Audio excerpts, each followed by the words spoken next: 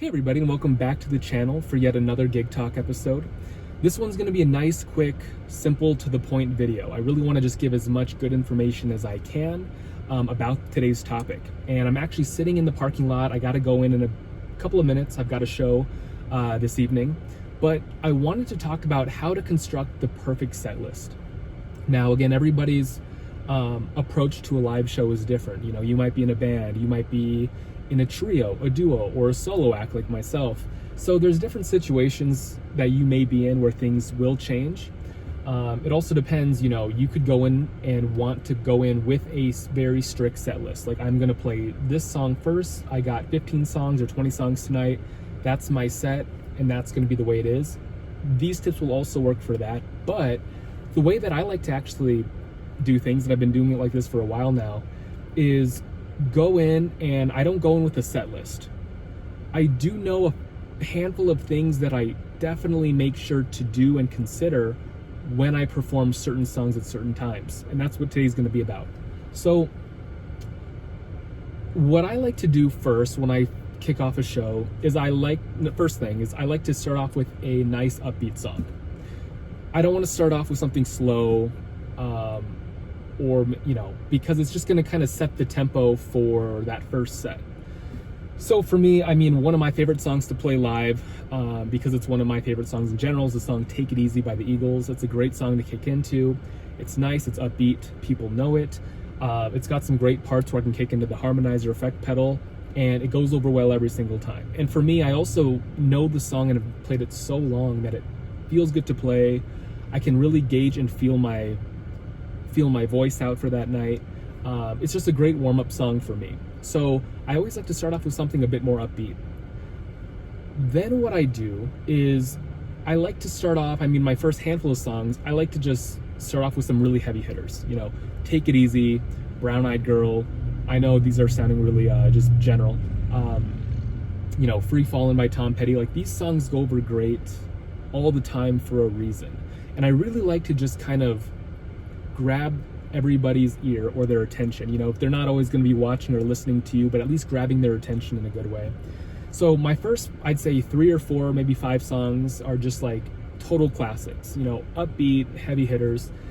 And then I'll throw in one that's usually maybe a little slower, something that'll surprise the crowd. And there could be a handful of them. I just want to kind of show different dynamics during my set. And then from there, you know, as I perform, you know, song after song, I am keeping an eye out for what the crowd is getting into. You know, who's there? Is it a lot more older folks? Is it more middle-aged? Is it younger folks? Is it a wide mix? Are there absolutely no young people, right? So maybe I don't play any of the more modern songs. There's a lot of things that I kind of keep in the back of my mind while I'm even setting up for the show. I kind of take a look at that. And again, also just see what people are getting into. Now, when it comes to closing out a set, say you're finishing up set number 1, one thing that you can definitely do is, again, have a go-to song that you don't always have to end the set with this one song, but it's you know, in the back of your mind, it goes over well and it's a great song to end the set. Make a quick announcement and say, you know, I'll be right back for set number 2. I hope you guys can join me for that. And it's just a good song to end the set with before your 10, 15, 20-minute break, while people are hopefully still seated by the time you come back.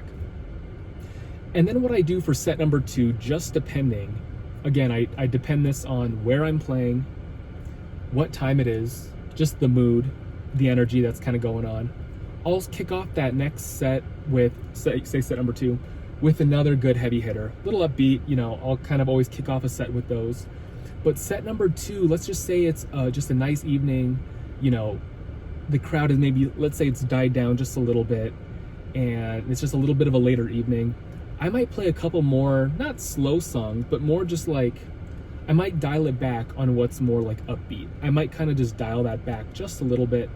You know, and obviously throughout my sets, I forgot to mention this, I do like to mention, you know, once or twice that I am taking requests. So again, I can really have some fun with that. If people do have requests for me, I can obviously play those, you know, get people engaged with those and have fun. But I keep it really simple. I guess a couple rules of thumb just to kind of review is I like to start off my sets with something that's just a heavy hitter, you know, upbeat, goes over well every time. I feel really great performing and playing. And then I like to obviously just kind of have my handful of songs that I play throughout the night that I always play that I just know go over well.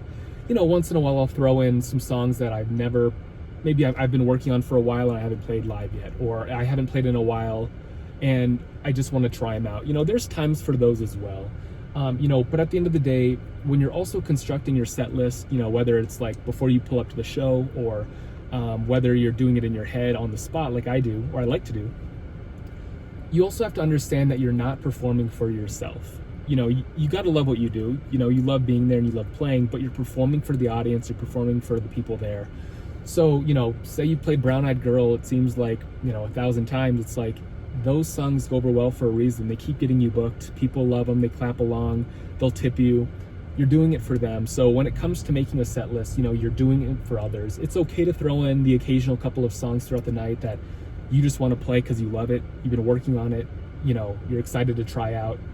Go for it. But just a few things to consider. And, you know, these tips will go over well if you do play live or you're interested in playing live. If you've never played a live show before, I like to make these Gig Talk episodes because I can really kind of shed some light on some things that I wish I had known. And I guess there's something about just learning things as you go. I just think that's a great way to learn.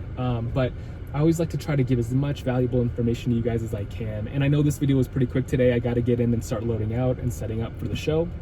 But again, if you like videos like this and you like the Gig Talk series specifically, make sure to subscribe. It helps us a ton. And I'll be coming out with more content every single week moving forward. And I will see you guys next time.